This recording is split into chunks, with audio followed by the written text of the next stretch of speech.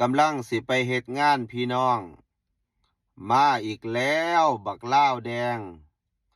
บักขี่ขาไทยย่ามใดมึงสิเศร้าวิจารณ์รัฐบาลคอมมิวนิสต์ลาวกูเป็นได้สู่อย่างยกเว้นลาวแดง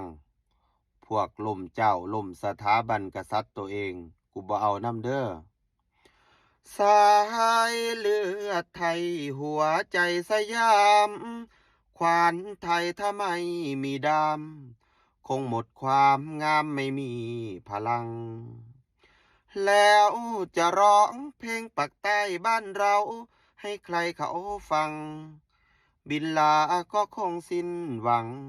ก็ต้นยางฟังเสียงปืนดังไกลตายร่มชัดงามลูกพ่อสยามเราสายเลือดไทย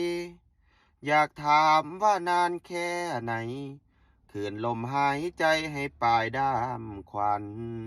แค่นั้นแหละฝากกดแชร์น้ำ